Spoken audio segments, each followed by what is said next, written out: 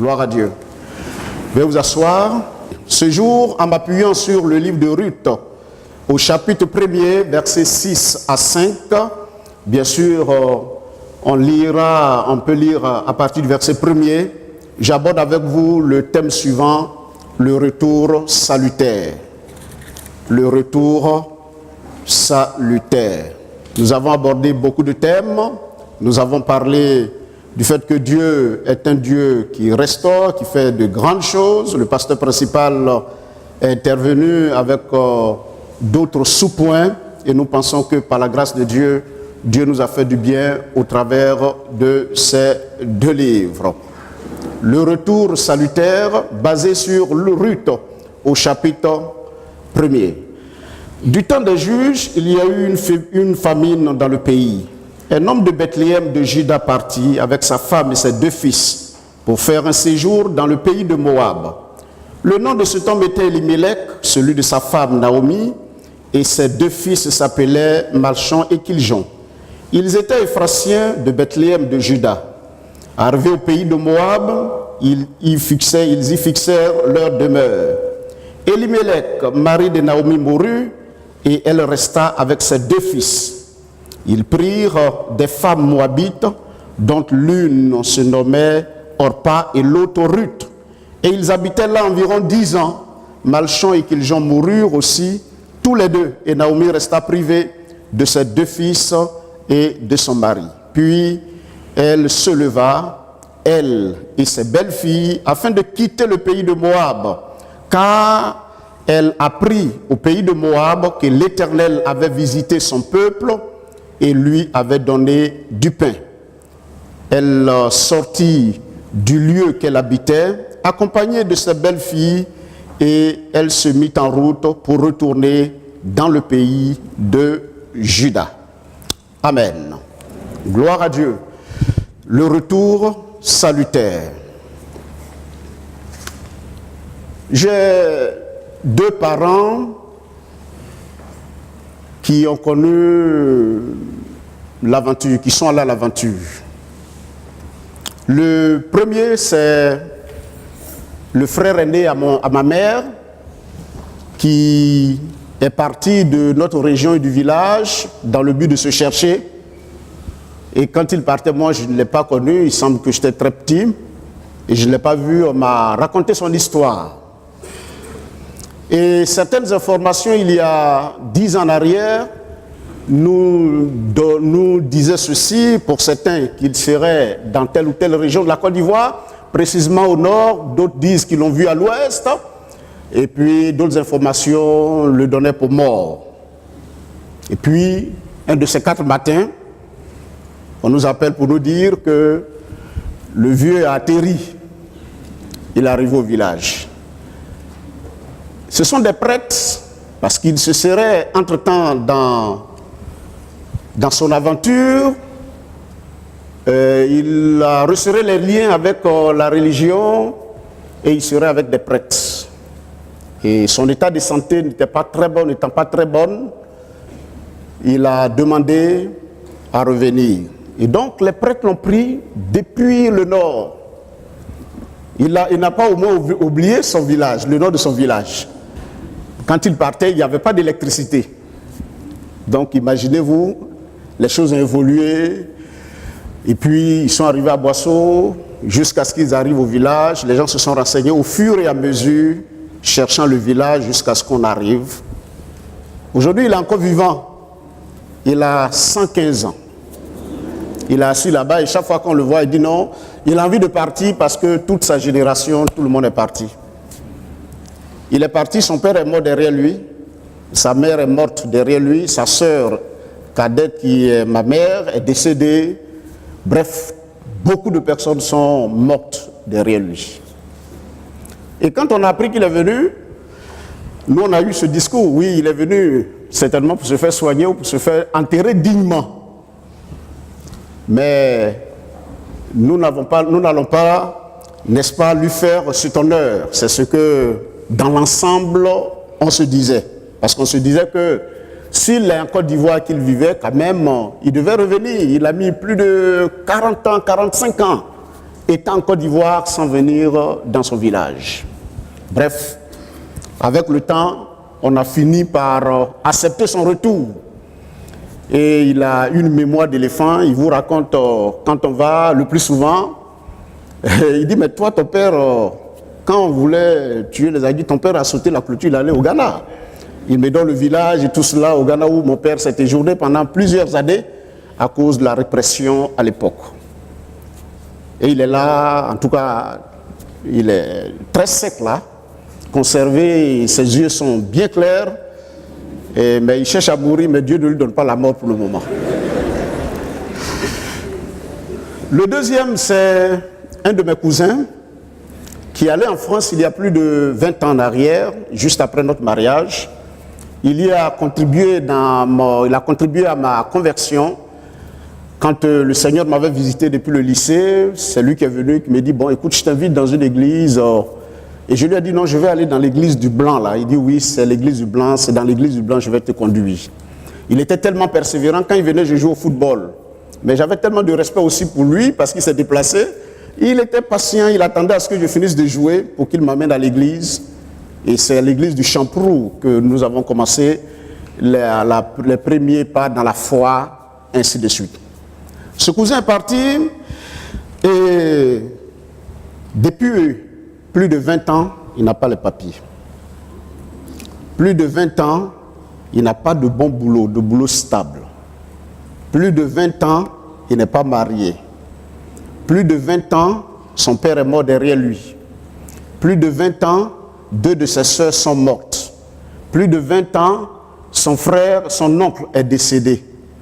La dernière fois que j'ai eu le temps de le rencontrer en France, on a parlé de son retour. Il me dit, tu sais bien que je ne peux pas retourner. Parce qu'entre-temps, les choses ont changé. Ça fait plus de 20 ans. Il a eu une dent arrachée quelque part. Vous comprenez que physiquement, les choses ne sont plus les mêmes. Pas de maison au pays, pas de femme, pas d'enfants. Et quand vous allez en France, tout le monde pense que vous roulez sur de l'or. Il dit, mais je vais venir faire quoi? La preuve est que quand tu étais en Espagne, tu m'as appelé, tu dis, tu viens. Je ne peux pas te recevoir. Tu as été obligé de dormir à l'hôtel parce que je n'ai pas chez moi. Il faut prier pour moi. Je lui ai demandé, mais donc tu ne comptes pas repartir? Il dit, pour le moment, j'attends une direction de Dieu. Je ne peux pas retourner. Bref, ces deux éléments m'ont inspiré en me focalisant également sur l'histoire de Ruth, pour nous dire que l'immigration physique comme spirituelle est une réalité dans nos vies, dans nos sociétés, et que l'aventure peut se solder soit par un échec, soit par un succès. Des questions peuvent surgir à l'intérieur de chacun, à savoir, quand l'aventure se solde par un échec, qu'est-ce qu'il faut faire? Quand l'immigration se termine mal, qu'est-ce qu'il faut faire? Quand partie, par exemple, de la cellule familiale, pour un époux, pour une épouse, pour un enfant, à la recherche d'un mieux-être pour diverses raisons, et que cela se solde par l'inattendu. L'inattendu peut être la maladie, peut-être la mort, l'échec professionnel, ou même le blocage. Que faire quand ce qu'on a espéré n'arrive pas et que nous nous trouvons dans l'impasse? Que faire? Frères et sœurs, la vie n'est pas linéaire. La vie est faite de beaucoup de mouvements. Il y a des moments où le chemin que nous suivons semble sans issue et sans espoir. Et ceci arrive dans tous les domaines de la vie. Il faut comprendre que tous, nous pouvons passer, n'est-ce pas, par ce chemin. Nous pouvons tous, par moments, nous retrouver dans l'impasse. Nous pouvons par moments nous retrouver au plan spirituel, au plan moral, au plan social, et même souvent au plan physique, au bout d'un tunnel où nous ne voyons pas la fin, nous ne voyons pas l'issue. Il y a deux voie qui s'offre à nous, soit continuer, soit retourner. Mais quand il est dangereux pour nous d'avancer, le retour est vital, semble vital. Retourner serait la meilleure décision à prendre. Retourner serait la bonne et la meilleure décision que l'homme doit prendre pour, n'est-ce pas, glorifier le nom de Dieu ou pour permettre à ce que quelque chose de bon se passe dans sa vie. N'oublions pas que le thème de l'année, qui est celui de l'année dernière qui a été reconduit, est celui-ci, retournons, le retour aux anciens sentiers. Il y a beaucoup qui, aujourd'hui certainement, qui sont dans cette salle, qui ne sont pas allés à l'étranger, qui sont en Côte d'Ivoire, mais qui ne sont certainement pas chez eux à la maison. Il y a certainement des hommes qui ont quitté leur foyer, leur famille. Il y a des enfants qui ont déserté la famille. Il y a des femmes qui ont certainement pris les bagages, qui sont partis. Et d'autres encore qui sont là, mais au niveau moral et même spirituel, ils ont immigré. C'est-à-dire qu'ils sont là physiquement, mais de corps et d'esprit, ils sont absents. Le constat aussi qu'on peut faire, c'est que quand les choses se passent, les choses que nous avons abandonnées, n'est-ce pas, connaissent du succès, c'est-à-dire que les choses revivent, les éléments que nous avons laissés, les circonstances ont beaucoup changé. Il faut souvent prendre une décision courageuse pour retourner. Mais le retour n'a pas toujours été facile. Vous savez bien que, par exemple, un fonctionnaire qui doit retourner à la terre, il y a beaucoup d'interrogations, beaucoup d'idées qu'on se fait. Et à ce moment bien précis, il a besoin d'accompagnement dans ce retour. Le présent message que j'apporte est juste un accompagnement que je voudrais apporter pour nous aider tous à opérer ce que j'appelle le retour salutaire. Amen. À opérer ce que j'appelle le retour salutaire. Car plusieurs voient que devant n'est pas bon, ils veulent retourner, ils ont quelques difficultés, ils ont beaucoup d'interrogations et ils souhaiteraient certainement que Dieu les oriente et les guide afin que la vie soit préservée. En nous appuyant donc sur le livre de Ruth au chapitre 2 et sur l'évangile de Luc au chapitre 15, versets 11 à 24, nous allons ensemble voir, n'est-ce pas, le retour salutaire comme étant un moyen de grâce, un moyen de bénédiction entre les mains de Dieu pour permettre à l'homme de ne pas, n'est-ce pas, se perdre. Nous nous poserons quelques questions autour donc du retour salutaire. La première question donc que nous pouvons nous poser est la suivante. Qu'est-ce que c'est que d'abord un retour et un retour salutaire? Faire retourner, c'est faire tourner pour mettre le dessus dessous, l'intérieur à l'extérieur et inversement. Ici, nous avons une illustration parlant de l'histoire de Naomi. Naomi et son mari, ainsi que leurs deux enfants, ont quitté le pays de Bethléem, de Juda, et se sont rendus dans le pays de Moab. Et leur histoire, vous la connaissez. La mort est intervenue, monsieur est mort, les deux enfants sont morts, et les trois dames, aussi un thème intéressant, quand trois dames veuves se retrouvent dans une maison pendant quelques mois, des années, à réfléchir sur leurs conditions, il serait certainement important d'aborder peut-être en une autre occasion la condition des veuves, n'est-ce pas, en leur temps et en notre temps, et quelle prise en charge pourrait-on apporter pour les aider à se développer. Bref. Mais ici, Naomi, les choses ne semblent pas s'améliorer. Je vous ai expliqué la dernière fois, je crois le dimanche dernier, en me basant toujours sur ce thème pour vous parler de l'incrédulité, sa manifestation et ses conséquences, en nous appuyant sur l'histoire de Naomi. Ici donc, Naomi va apprendre qu'il y a quelque chose de nouveau qui s'est passé dans le pays de Juda. Et donc, elle va prendre la décision de revenir. Donc, retourner, c'est revenir sur ses pas. Donc, elle était à Moab, elle va reprendre le chemin pour revenir. Et ce retour s'est effectué dans la mesure où certaines personnes qui la connaissaient se sont interrogées, est-ce que c'est pas Naomi? Ces personnes avaient des doutes. Et elle va dire, non, c'est vrai, c'est moi Naomi.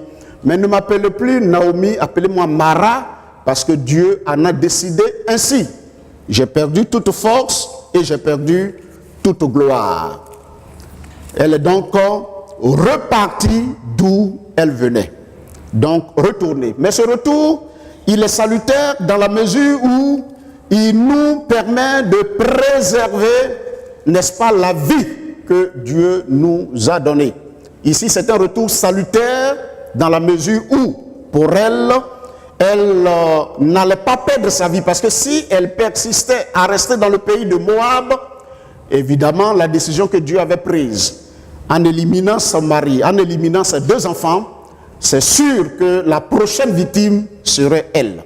Donc, le retour salutaire, c'est un retour, n'est-ce pas, qui sauve. C'est un retour qui libère. C'est un retour qui fait du bien. Alléluia.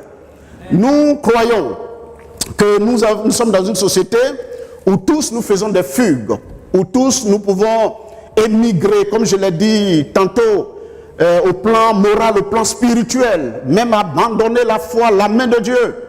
Mais si nous continuons et que nous ne faisons pas un demi-tour, nous ne revenons pas sur nos pas, il est fort possible que nous puissions nous détruire. Ce jour, le Seigneur te dit de revenir, de retourner, et ce retour, c'est un retour salutaire pour toi. Parce que la voie sur laquelle certainement tu es engagé est une voie de perdition, est une voie qui va te consumer.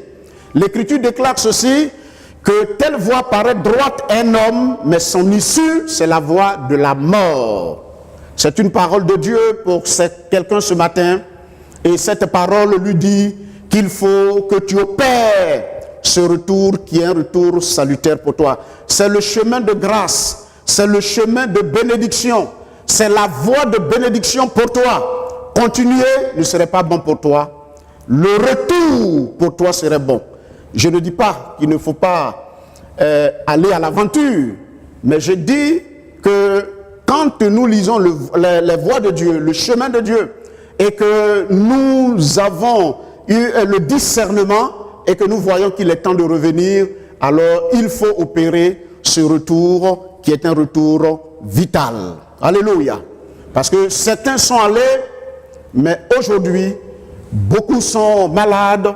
J'ai rencontré à Paris un autre monsieur dans un immeuble qui est parti lui aussi. Il ne peut plus revenir au pays, il n'a rien fait. Il est devenu vieux et il s'attend à la société française pour le nourrir. Il est obligé de présenter des cartes pour se soigner, pour se manger. Bref, est-ce que c'était pour lui la voie de Dieu? Plusieurs sont partis, les choses se sont passées bien pour eux, que ce soit en Afrique, que ce soit en Europe, que ce soit même en Côte d'Ivoire, dans d'autres régions de la Côte d'Ivoire, mais pour d'autres, ça n'a pas été le cas. Et si ce n'est pas le cas, eh bien le Seigneur invite à un retour, et ce retour est un retour salutaire, à l'exemple de Naomi, à l'exemple également du fils prodigue que nous commenterons tout à l'heure. Nous avons certainement abordé le deuxième point, à savoir le pourquoi de ce retour. Le pourquoi de ce retour. C'est l'enjeu qu'il faut voir au travers de cette question. C'est-à-dire que si le retour n'est pas opéré, je suis en train de parler à quelqu'un ce matin, Dieu te demande d'opérer un retour. Et si ce retour n'est pas opéré comme il se doit, eh bien, ta vie est en jeu. Tu peux perdre ta vie. Tu peux perdre ce qui a de la valeur pour toi. Peut-être tes enfants, peut-être tes biens, peut-être ton argent, Et si tu persistes à rester certainement dans la condition dans laquelle tu te trouves, eh bien, tu peux tout perdre. Parce que nous courons tous le risque de perdre l'essentiel. Alors que le retour, n'est-ce pas, ce retour est un retour vital, un retour gracieux, où nous entrerons dans le plan merveilleux de Dieu. Alléluia. Naomi ne savait pas qu'en quittant et en revenant dans son pays, en revenant sur la terre de Juda, eh bien, elle allait entrer dans un plan glorieux et merveilleux que le Seigneur avait tracé pour elle. Il faut retourner parce que si tu ne retournes pas, tu ne sauras pas la puissance de Dieu. Tu ne sauras pas que Dieu est un Dieu providentiel. Tu ne sauras pas que Dieu est capable d'arranger les choses. Que Dieu est capable de faire ce que tu ne peux faire. Il attend de toi que tu fasses demi-tour et que tu ailles là où il te dit de partir. Alléluia. Il faut retourner pour ne pas perdre le minimum et l'essentiel. L'essentiel, c'est la vie. Dans l'Écriture, Jésus dira ceci: que servira-t-il à un homme de gagner le monde entier s'il perd son âme? Il y a des gens qui courent après les richesses et bien d'autres choses. Dieu te dit, retourne. Et ce retour va te permettre d'avoir la paix. Alléluia. Vous savez, la paix est très importante. La paix est très importante. Mon oncle dont je vous parlais tantôt, quand il est revenu, eh bien la santé plus ou moins s'est améliorée. Actuellement, il souffre parce qu'il est devenu beaucoup vieux. Beaucoup vieux. Je pense qu'il a eu le coup d'œil. Son retour a été un retour salutaire. Parce qu'il est revenu dans la chaleur familiale. Il a retrouvé encore quelques-unes de ses sœurs qui sont mortes, quelques-unes il y a quelque temps en arrière. Il a retrouvé son fils unique. Il a retrouvé d'autres enfants, son fils unique. Quand il partait, son fils avait 2 à 3 ans. Mais quand il est revenu dans cette chaleur, la chaleur familiale l'a aidé. Que d'être exilé comme si tu n'avais pas une famille dans un endroit où c'est vrai tu rencontres des humains, mais la chaleur humaine est absente dans ton quotidien. Ça a été salutaire, il serait mort très tôt, mais le Seigneur l'a préservé. Alléluia. Je voudrais te dire ce matin que ton retour va te donner de longue vie, une longue vie.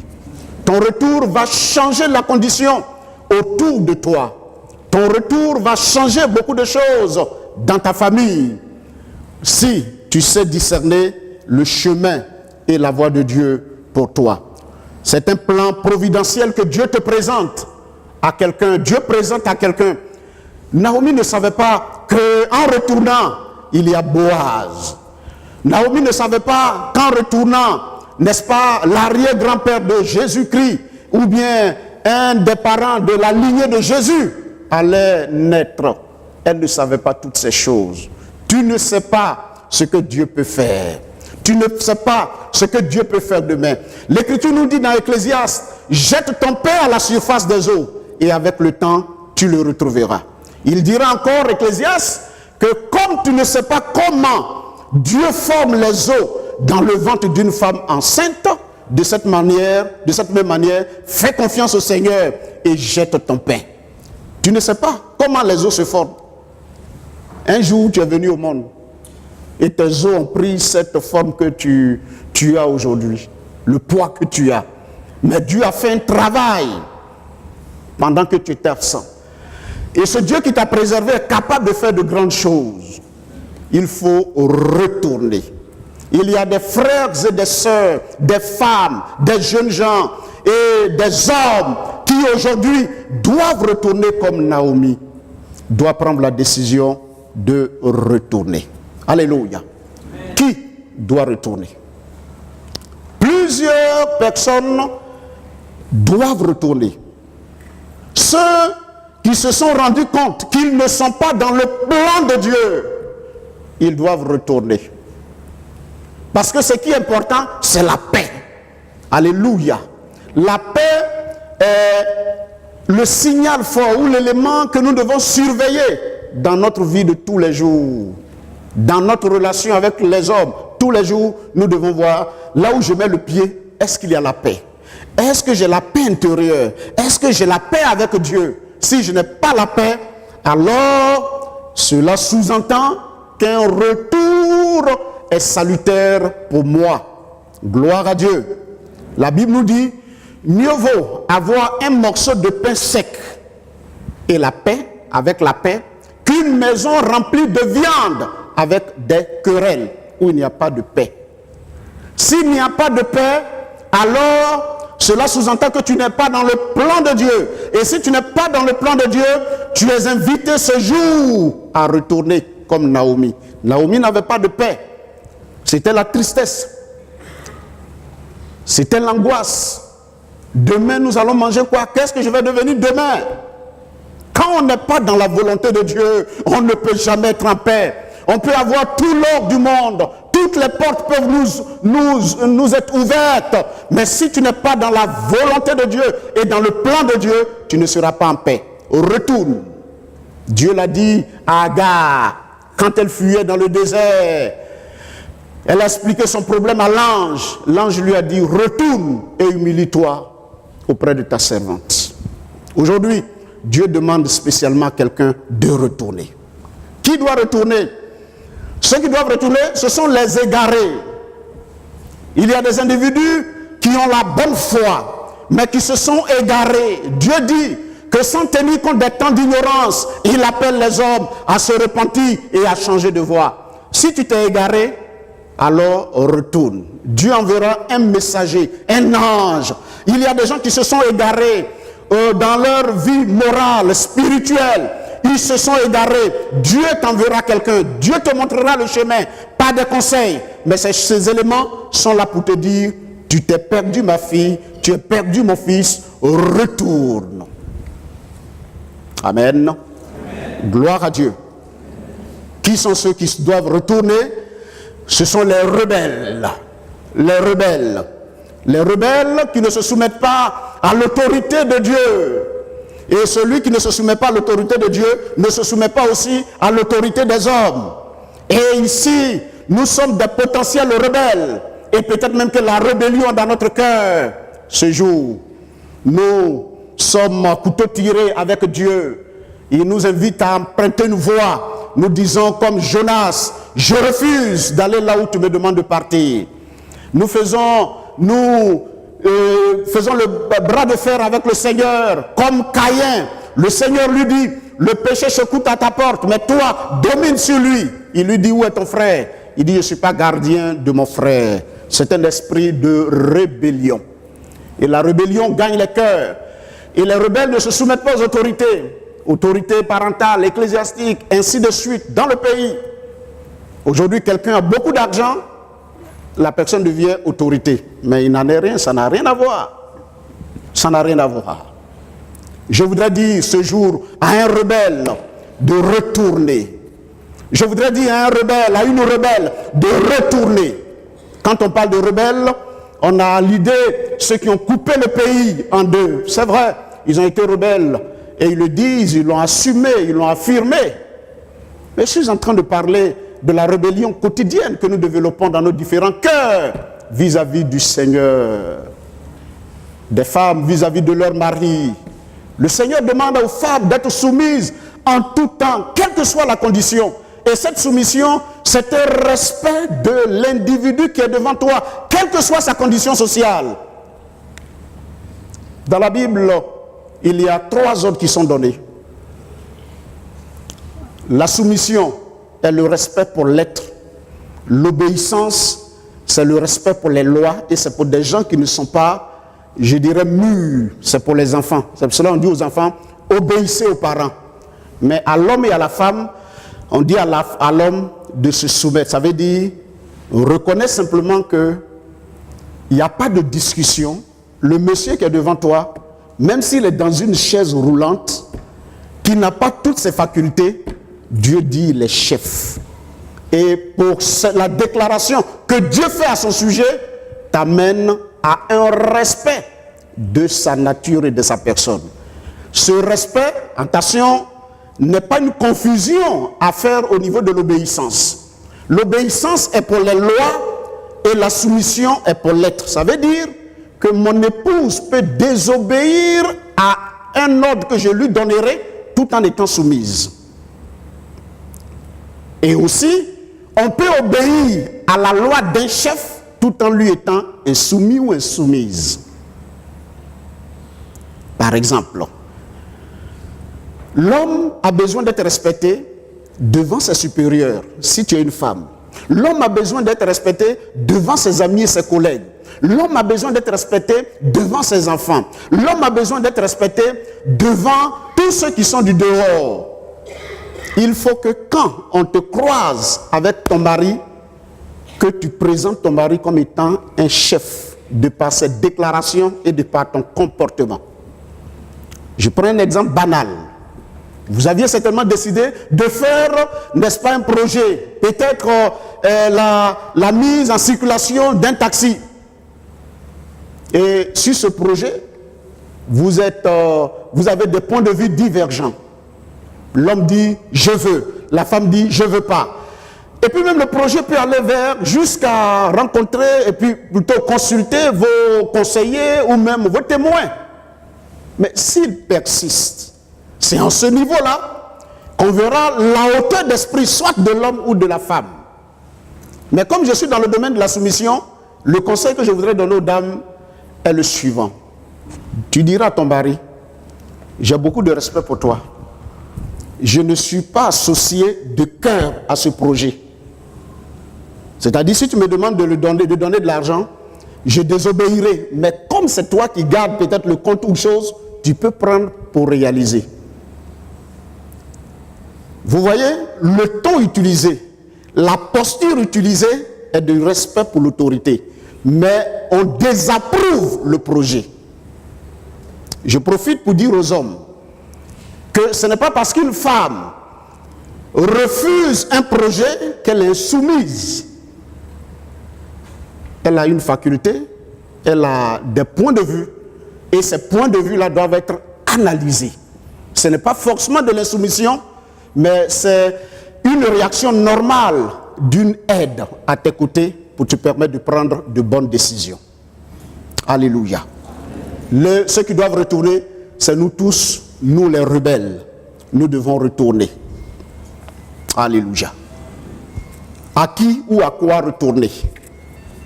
En nous basant toujours sur les deux textes, Ruth et le livre de l'évangile Luc, que nous n'avons pas lu, mais que nous maîtrisons, s'agissant de l'histoire du fils prodigue, relevons les éléments suivants. Nous devons retourner à Dieu. L'homme doit retourner à Dieu. L'homme doit retourner à Dieu. Dans Jérémie, au chapitre 3, versets 14 à 15, il est dit « Revenez, enfants rebelles, déclare l'Éternel, car c'est à moi, car c'est moi qui suis votre maître. Je vous prendrai je vous prendrai une des villes, d'une famille, et je vous ramènerai à Sion. Je vous donnerai des bergers selon vos cœurs, et ils prendront soin de vous avec la connaissance et le discernement nécessaires. » Gloire à Dieu. Il y a des gens qui, n'est-ce pas, se sont éloignés du Seigneur.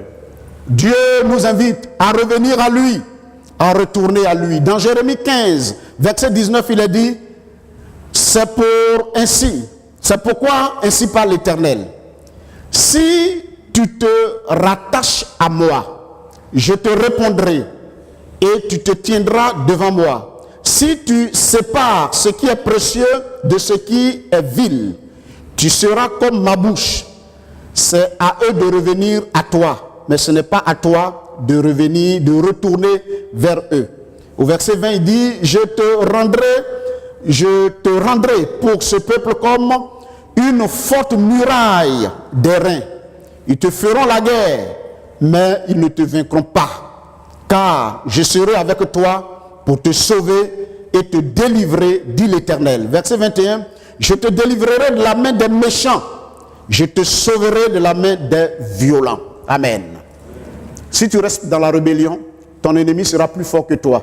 Si tu retournes, tu auras Dieu avec toi et tu auras la victoire sur tes ennemis, sur les sorciers, sur les mystiques. Tout ce dont nous craignons leurs actions, Dieu nous promet simplement de faire un demi-tour et de revenir à lui. Les rétrogrades qui ont abandonné la main de Dieu doivent revenir à Dieu. Les religieux, vous devez revenir à Dieu. Nous devons tous revenir à Dieu. Nous devons prendre sa parole à cœur. Nous devons nous impliquer dans les éléments de la piété.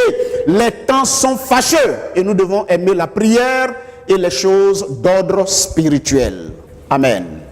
Nous devons revenir à Dieu. Nous devons retourner.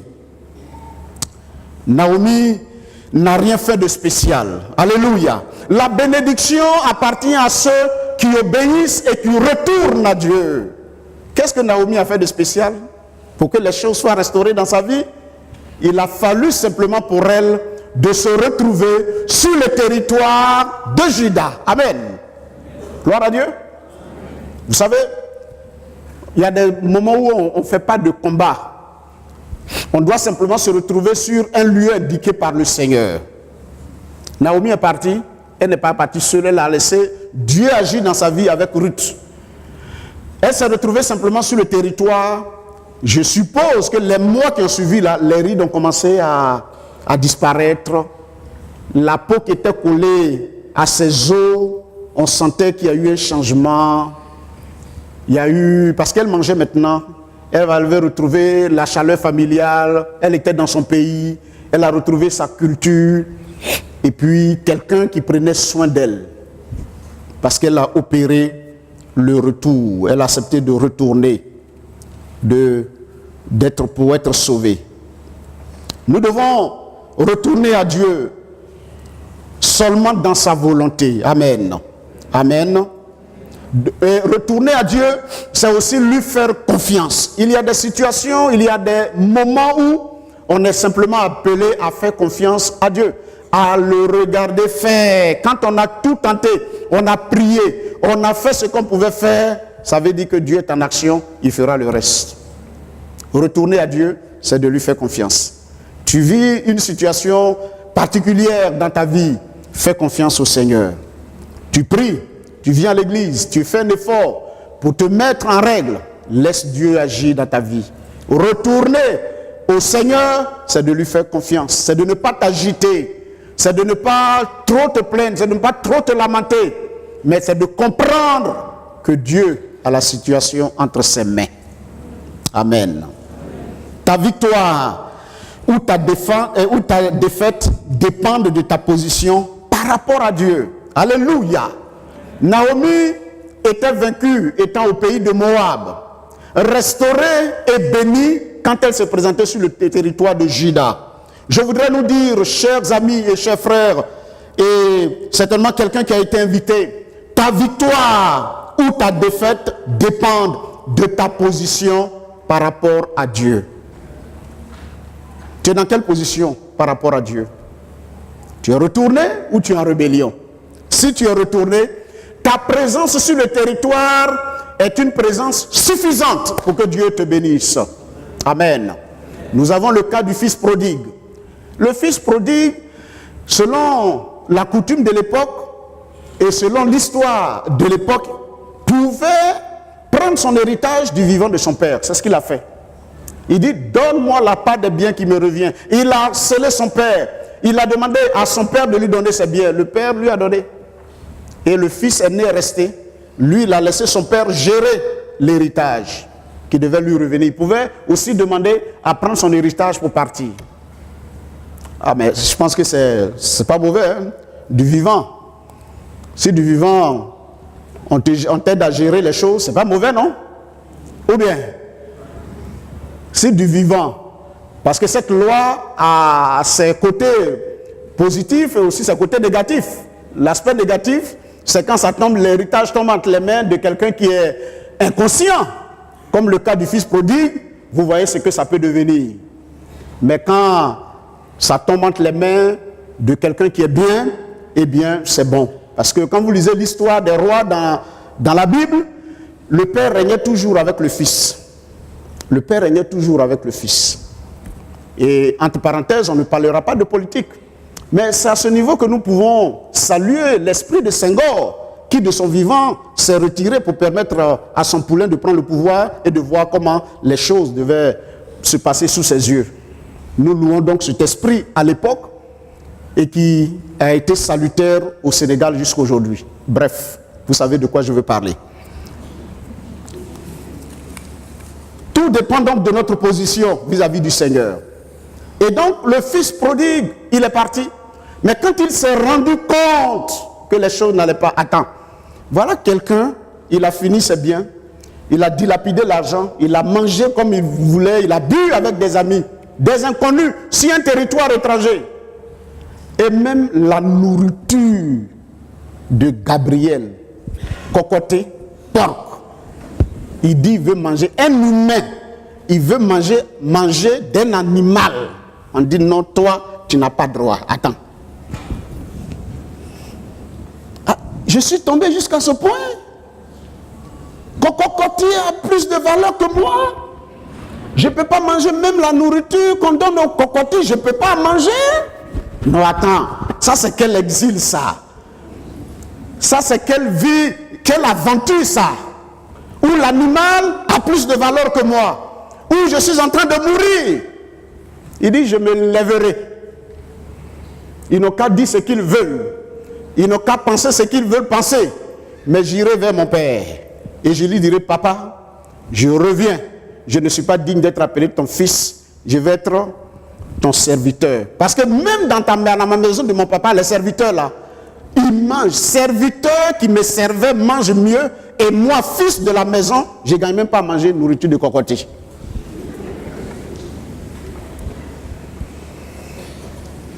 Tout dépend de ta position vis-à-vis du Seigneur. Ce jour, si tu te trouves sur le territoire, il y a des combats qui sont inutiles. Hier, très tôt, on a été réveillé par une de mes soeurs, de mes cousines, non, très proches, qui nous a appelés. Ah, pasteur, voici ceci, cela. On a trouvé un, comment on appelle, dans mon gros placard. On a ouvert, voici un gros crapaud qui est apparu. Depuis, je ne dors plus, du matin jusqu'au soir. Je suis là, je ne dors pas, je ne peux même pas aller au travail, depuis le 1er janvier. J'ai dit, ah bon, ah, grande sœur. Oh, il y a parlé de Jésus. Pendant qu'elle ne dort pas, elle me réveille de mon sommeil doux, où j'étais dans un songe. Ah, n'est-ce pas, où mes nerfs est en train de se reposer. Mes os sont en train de bien se repositionner. Mon genou est en train de se refaire. Voici des gens qui ont pris une position de rébellion vis-à-vis de Dieu et qui pensent que la prière d'un serviteur de Dieu, d'une façon ponctuelle, va changer les choses. Oh, je lui ai parlé de Jésus. Il y a des gens qui veulent, n'est-ce pas, les miracles du Seigneur et non le Seigneur des miracles. Et c'est le message que je vais aller lui donner.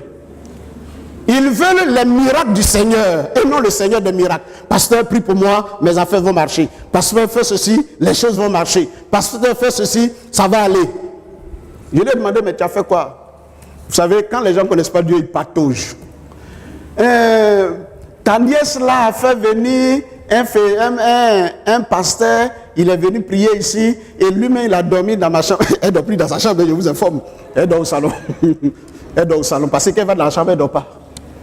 Donc le prophète a dormi, il dit il a prié jusqu'au matin, et donc quand il a prié, il dit c'est parce qu'il est homme de Dieu qu'il a dormi là-bas. Il a encore aggravé la situation de ma soeur. C'est parce que lui, il est homme de Dieu, que quand il a dormi là-bas, il a dormi. Sinon, vraiment, ce n'est pas bon pour moi. Toi, tu as acheté une maison. Crapaud dort dans la chambre principale. Toi, tu dors au salon.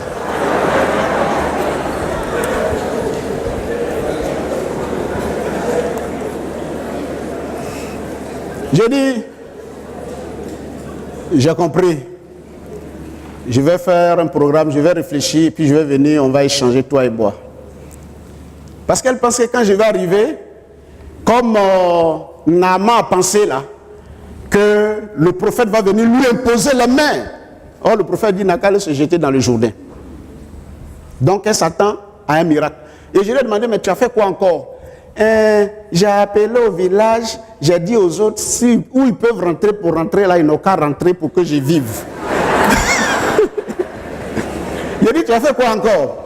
Il y a un féticheur que je suis allé voir.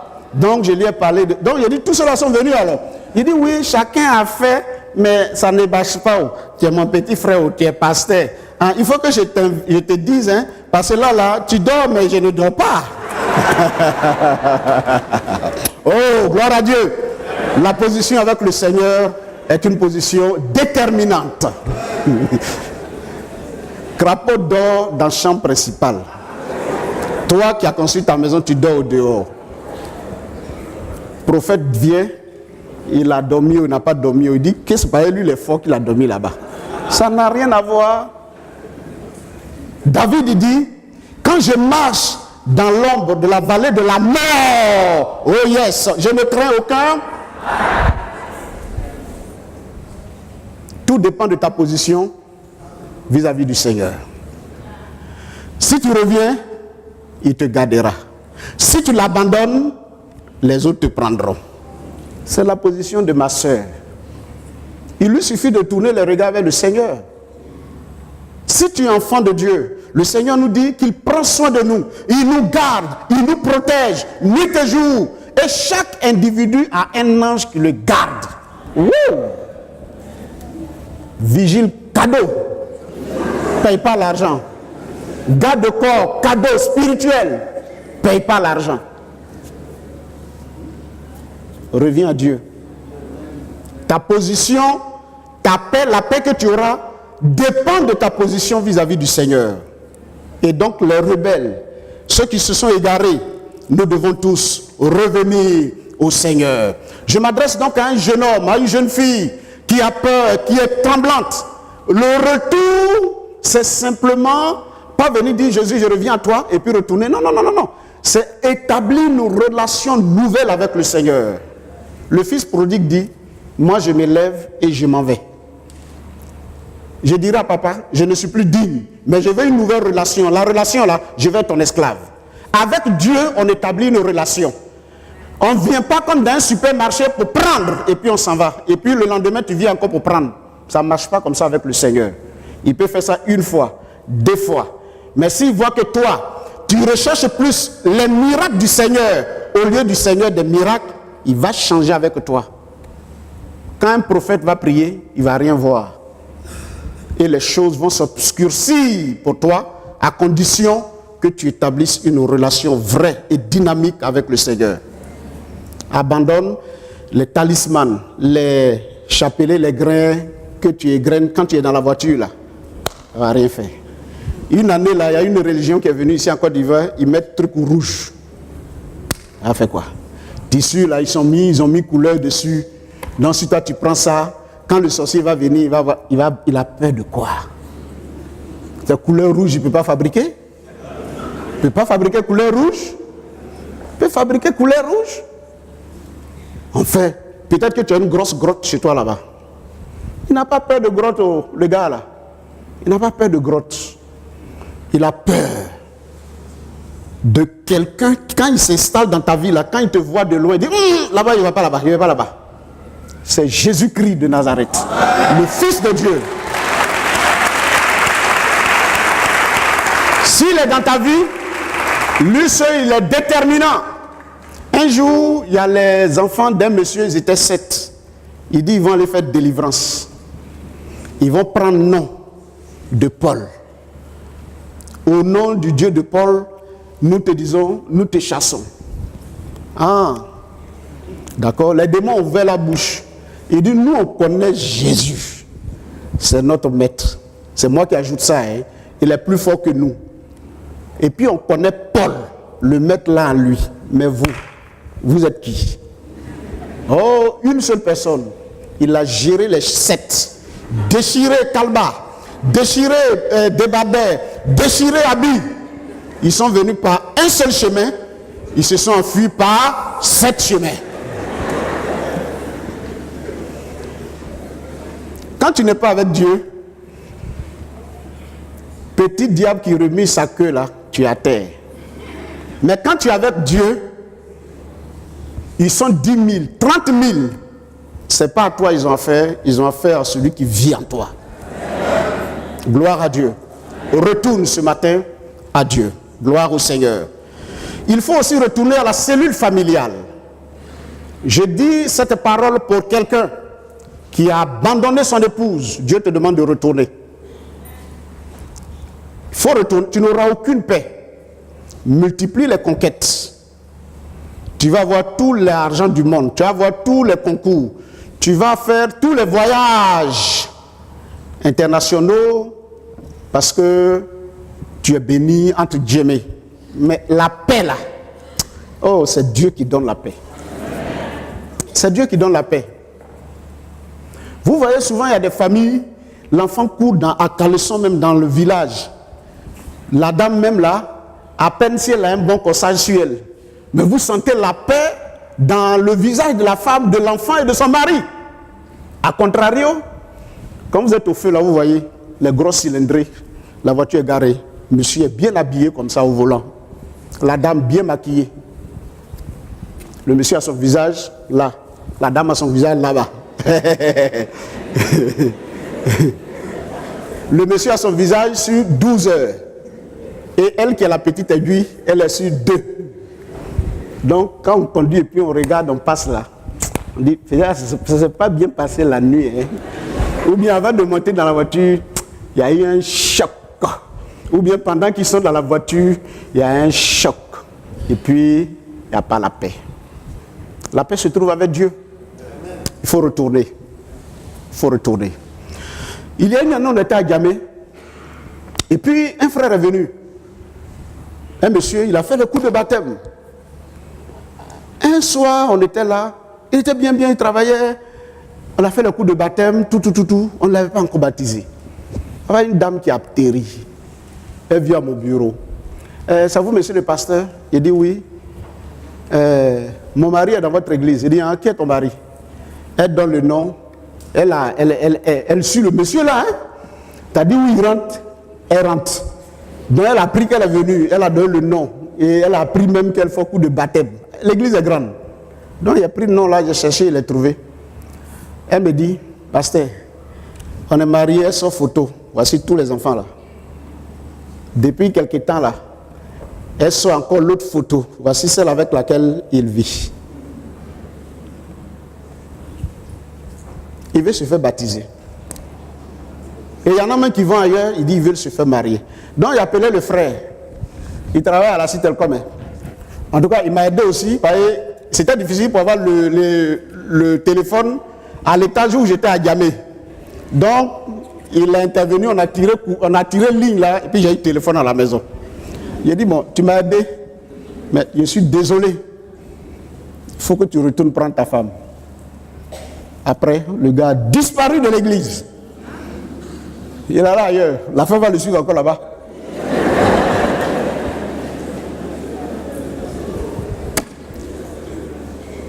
Il faut retourner dans la cellule familiale. Vous savez, la cellule familiale, c'est le lieu... Vous savez, Dieu a instauré des lois de grâce. Je disais à quelqu'un, un couple, qui était venu me voir en semaine. Quand ils ont expliqué leur situation, je les ai écoutés. Le Seigneur m'a donné une pensée pour ce couple. Quand vous êtes célibataire, il y a des lois spirituelles qui s'appliquent à des célibataires. Vous suivez ce que j'ai dit? Vous êtes seul, vous avez votre million par mois. Il y a une loi qui vous couvre. Cette loi-là, vous pouvez dépenser votre argent. Il n'y a pas de problème. Mais quand vous vous mariez, la loi du célibat ne s'applique plus à vous au plan spirituel. Maintenant, vous êtes couvert par la loi du mariage. Et quand vous êtes couvert par la loi du mariage, essayez. Faites vos réalisations sans votre épouse. L'épouse n'a qu'à faire pour elle sans le mari. Enfin, je vais parler aux vrais mariés. Hein. Quel est le constat? Hein? Président, ça ne marche pas. Hein? En tout cas, moi j'ai essayé, ça ne marche pas. C'est là non ma préférée. Il y a des moments où je suis allé quelque part seul. Enfin, quand il dit aller seul, je dis des projets, tu n'as pas approuvé. Ça ne s'est pas marché. Hein? Et puis toi aussi, quand tu allais aussi, ça n'a pas marché.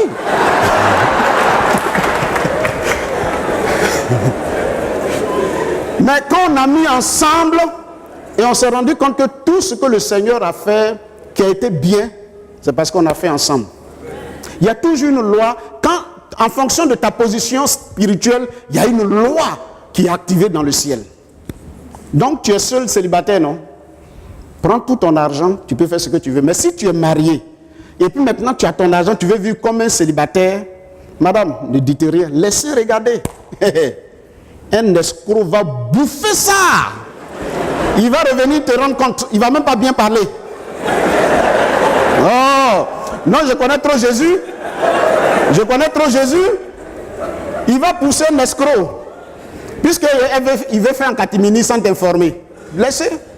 Dieu va susciter un requin. Il va ouvrir sa bouche. Waouh, il prend le million là. Puis il a disparu. Pourquoi? Parce que ce couple est couvert par une loi spirituelle qui les engage à faire tout ensemble. Donc, faut pas te fatiguer, il faut prier seulement. Il faut prier seulement. Peut-être il s'en va, il a son sac là. Parce que ça, en fait, tu as dit, il va le faire, non? C'est rempli de millions. Monsieur, suivez-nous tranquillement. Ne criez pas. Montez dans ce véhicule-là, tout doucement, sans crier. Hein? C'est bien pour votre vie. Non, d'accord, il n'y a pas de problème, pas de problème. Ce que vous voulez, vous pouvez prendre, c'est pas de problème. Et puis, il vous conduit dans un endroit très bien. Il vous arrange la cravate, il prend le sac et il est parti. Quand tu vas revenir, quand tu vas t'adresser à ta femme, tu comprendras qu'elle a un Dieu vivant.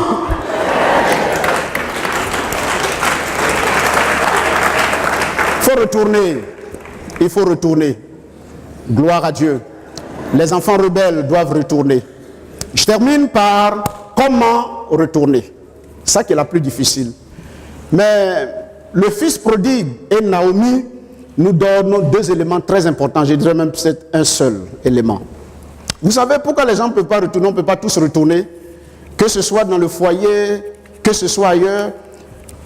C'est les quand dira-t-on. Ils vont parler. Tu as volé, ils vont parler. Tu n'as pas volé, ils vont parler. Tu es vilain, ils vont parler. Tu n'as pas vilain, ils vont parler. Tu as mangé, ils vont parler. Tu n'as pas mangé, ils vont parler. Tu es un homme, ils vont parler. Tu es Jésus, ils vont parler.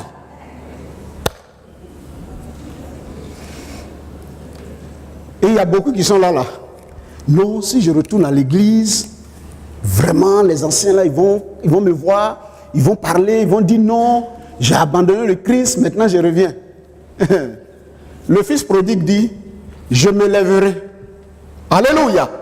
Quand il est rentré en lui, il dit, je me lèverai et j'irai vers mon père. Je lui dirai, je ne suis plus digne. Si les serviteurs veulent, ils n'ont qu'à dire ce qu'ils veulent. Ils pensent, si les autres, mon frère est né, il veut dire ce qu'il veut. Il n'a qu'à dire, moi je veux avoir la paix et puis manger de chez mon papa et ne pas manger de cocotier. Que je n'en trouve même pas. Donc, c'est le résultat là qui doit t'amener à être déterminant. Naomi a dit, le pays a été visité, on dit il y a du pain. Elle, c'est ça là qu'elle a regardé. C'est ça qu'elle a regardé, elle c'est du pain. Dieu a visité le peuple, il y a du pain. Donc comme il y a du pain, elle s'en va. Toi, tu peux revenir. Il faut retourner. Il faut arriver à vaincre par un esprit d'humilité, affronter la honte, affronter les accusations. Ce sont ces choses-là qu'on refuse d'affronter et puis on demeure dans notre condition. Il y en a qui disent, je veux revenir, mais quand je vais venir là, comment ils vont me voir? Mais ils vont te voir comment? Si tu as volé avant de partir, on dit le monsieur qui a volé là, il est revenu. Ah, ou bien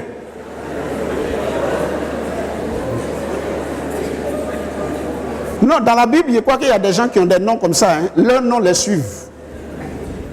Par exemple, Joseph, il y a plusieurs Joseph dans la Bible, non? Mais on dit Joseph d'Arimathée. Lui vient d'Arimathée. Ça y est, sur son nom. Non, on dira Kona. quelqu'un qu'on a même, il y a beaucoup à l'église. Non, qu'on a le frère là qui avait battu, il battait sa femme là, il est revenu. Donc ils vont dire que tu battais. Mais si tu es revenu, que tu es connecté à Dieu, c'est l'essentiel. Peut-être que c'est ça là, quand tu vas entendre là, c'est ça aussi qui va te permettre de rester tranquille dans la maison de Dieu. Pour rester dans la maison de Dieu. Donc, pour revenir, il faut accepter d'affronter la honte comme Naomi. C'était pas facile pour elle. Je me suis mis à sa place. Je me suis mis à la place du fils prodigue. Mais les deux ont réussi parce que ils ont laissé leur moi être à la croix dans leur propre cœur et ne pas se laisser arrêter par ce que les gens diront. Et ils ont avancé. Ce jour donc, Dieu te tend la main. Amen. Dieu t'invite à retourner. Et si tu retournes en tuant la honte, en allant à ton objectif, Dieu te bénira. Et l'humilité va se développer dans ton cœur. Laisse-les donner le nom qu'ils veulent, mais le plan de Dieu s'accomplira dans ta vie. Les résultats très intéressants que nous pouvons relever pour terminer, c'est que Naomi a échappé à la mort. Amen. Amen. Naomi a échappé à la mort. Elle a été restaurée. Elle a vécu longtemps. Elle a eu, n'est-ce pas, un enfant, un petit enfant. Elle s'est réjouie. Dieu a changé son histoire. Si tu reviens à Dieu, Dieu changera ton histoire. Ce retour, il est salutaire pour toi. Si tu retournes à la maison, quand tu vas retourner à la maison, je suis en train de te parler de la part du Seigneur. Ne te pose aucune question comment les choses vont se faire. Naomi ne s'est pas posé de questions. Le fils prodigue ne savait pas ce que Dieu était en train de faire. Mais son père avait été déjà préparé à l'attendre. Oh yes. Son père était préparé à l'attendre. Dieu prépare toujours des choses qui vont t'attendre. Dieu avait préparé Boaz qui attendait Naomi et Ruth pour changer la situation. Dieu avait déjà tout préparé. Ceux qui retournent par la foi dans le plan et dans la volonté de Dieu, Dieu a préparé des choses inimaginables. Le fils prodigue, quand il est arrivé, pour lui, le père va l'insulter, ceci, cela. Oh! Son père s'arrêtait toujours à la mezzanine. Et l'enfant là, c'est quel jour il va revenir? Et l'enfant là, c'est quel jour il va revenir? Oh, lui, il se faisait des soucis. Il ne veut même plus position de fils, mais il veut être serviteur. Et le père regarde un jour, il regarde. Aïe! Mais sa démarche là, on dirait, c'est Séverin, c'est Célestin, c'est Yao, c'est Jacques. Oui, c'est sa démarche, mais il devient trop mince, c'est vraiment lui. Au fur et à mesure, il approchait. Il dit, c'est la démarche, mais il a beaucoup faibli. Hein? Et c'est vraiment lui. Les gens se ressemblent. Si c'est vraiment lui, c'est bon. Hein? Regarde. Et il est venu. C'est toi? Oui, papa. Il n'a même pas entendu même les paroles que son papa va donner. Lui, il a déjà préparé son discours. Il est venu se jeter biaï. Papa, je suis plus digne d'être appelé ton fils. Appelle-moi comme l'un de tes serviteurs. Je ne suis plus digne. Son père était tellement content. Vous savez, quand vous retournez et que c'est salutaire, c'est ça, la grâce étant dedans, Dieu a déjà tout préparé. Le père a déjà, son cœur était prêt. Je te dis, mon fils, je te dis, dame, mais je te dis, monsieur, retourne. Dieu a déjà préparé. Tes craintes seront dissipées. Dieu a pris déjà le contrôle de la situation. Amen. Et son père qui lui dit, il faut te relever. Cheveux là, a poussé mal même. Ils ont envoyé quelqu'un, ils ont enlevé les habits là, odeur de cocotti. Ils ont enlevé ça, ils ont jeté. Le père veillait, et puis ils l'ont ciré. Ils l'ont lavé, coupé bien. Je ne sais pas, les jeunes là, ils disent qu'il y a un truc qu'on appelle couronne, ça non? Bon, je ne sais pas si ça on lui a fait, mais en tout cas, on lui a bien coupé les cheveux, très bien. Et le père enlève son anneau. Et lui dit, mon petit pote, on lui met quelque chose de neuf et de qualité. Attends, il y a des situations où tu ne peux plus parler. Hein. Puis où tes yeux sont ouverts, ta bouche est ouverte, et tu constates seulement. Attends, mais un partant, je suis allé 350 millions. Mais papa, il est bien fou, bien quoi. Mais tout ce que j'ai gâté là, il est en train de prendre soin de moi comme ça. Il dit, mon fils, tu étais mort. Oh, les hommes intelligents, ils voient plus loin que l'argent. Ils voient plus loin que l'argent. L'argent meurt, l'argent revient. Mais un homme qui meurt, une femme qui meurt, un enfant qui meurt, il ne revient plus. Il dit, tu étais mort. Tu es revenu à la vie. La vie est plus importante que le matériel. Oh, c'est plus cocotier, hein? Mais il y avait un animal qui avait été engraissé. En tout cas, un veau bien là même là. La graisse est dans son corps comme ça. Et puis il s'était attaché. On ne sait pas qui ça attendait. Ça t'attend à la maison. Ça t'attend. Ça t'attend. Des choses ont été attachées qui t'attendent. Des grâces ont été attachées qui t'attendent. Alors, le papa dit, envoyez et puis égorgez ça. Faites appel aux grands musiciens là, de la place. On dit Richard Crémé allait où? On dit il allait à Korogo. Il n'a qu'à descendre. Demain, il n'a qu'à être là. Crémé, tu es où? Je suis à Korogo. Tu fais quoi là-bas? Non, j'ai un concert. On dit on va te donner combien? Ils vont me donner 150 000. Viens, j'ai 2 millions pour toi. Il faut venir. Mon fils qui était mort là, il est revenu à la vie. Il faut venir, on va danser. On appelle dans tous les villages. Bébé, hey! À Djedje Digbepa, les gens viennent. Tout le monde descend.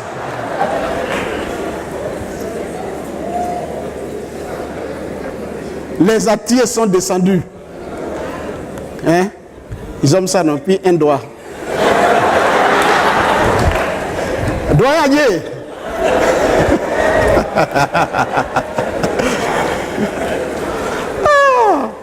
Les bêtés étaient là. Mes parents baoulaient, ça on ne parle pas. Nous les amis, nous on ne sait pas chanter. C'est pas grave.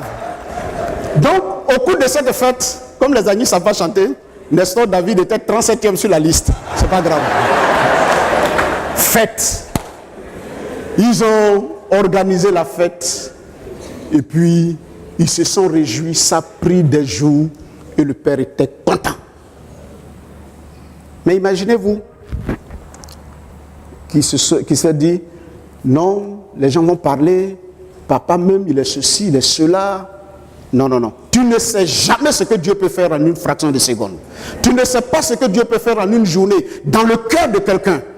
Ne tire jamais une conclusion définitive si tu marches avec Dieu. Sur une situation, sur un individu, sur un lieu, ne tire jamais une conclusion définitive. Si tu marches avec le Seigneur, les choses peuvent changer en ta faveur. Il faut retourner. Je dis à quelqu'un ici de retourner. Et pendant que je suis en train de te parler, ce retour a été déjà préparé par le Seigneur. Dieu a préparé le cœur de tes ennemis. La Bible nous dit que lorsque Dieu approuve les voies d'un homme, il met tout à sa disposition, même ses ennemis. Amen. Tu n'as rien à craindre. Retourne à Dieu. Retourne dans les voies du Seigneur. Retourne dans ta maison. Si tu retournes, tu guériras. Si tu retournes, tu retrouveras ton travail. Si tu retournes, tu retrouveras mieux que ce que tu as. Retourne à Dieu. Retourne dans les voies de Dieu. Retourne à tout ce qui est bon et agréable. Aujourd'hui, retourne. Ne reste pas la nuit te trouver là où tu te trouves. Retourne à Dieu. Reviens à Dieu. Retourne dans ta maison. Si tu es marié, retourne. Si tu es un enfant, retourne à tes parents que tu as abandonnés. Retourne, parce que ce retour est salutaire pour toi. En ce moment où je suis en train de te parler, Dieu est en train de travailler dans le monde spirituel. Il est en train de renverser ce qui doit être renversé. Il est en train de parler au cœur des individus, des hommes et des femmes. Dieu veut que tu retournes. Et ce retour sera salutaire pour toi. Le fils prodigue, les choses ont changé pour lui. Naomi, les choses ont changé pour elle. Dieu veut le faire aujourd'hui encore pour toi. Et si tu retournes, Dieu te bénira. Tu rendras témoignage de ce que Dieu est capable de faire. Parce que ce retour, il est salutaire pour toi. Tu n'es pas allé en Europe, hein? Tu es en Côte d'Ivoire. Au plan de ta mentalité, il faut retourner. Physiquement, il faut retourner. Moralement, il faut retourner. Et ceux qui retournent jouissent de la paix, de la joie et de la grâce du Seigneur. Naomi est retournée parce que la grâce était là-bas. Reviens à Jésus. La grâce se trouve en Jésus. La bénédiction se trouve en Jésus. Le salut se trouve en Jésus. La vraie guérison se trouve en Jésus. La paix se trouve en Jésus. En dehors de Jésus, il n'y a aucune paix. Naomi a pris, n'est-ce pas, la bonne décision. Elle a fait le calcul qu'il fallait faire. Le fils prodigue a fait le calcul qu'il fallait faire. Et elle est revenue, ils sont revenus et Dieu les a bénis. Ne retourne pas au plan intellectuel, au plan moral, au plan spirituel, ne retourne pas. Retourne plutôt à Dieu et ne quitte pas cette salle sans avoir opéré le retour. Que Dieu te bénisse. Que Dieu nous fasse du bien et que le salut, le retour salutaire soit le partage de tout un chacun. Alléluia.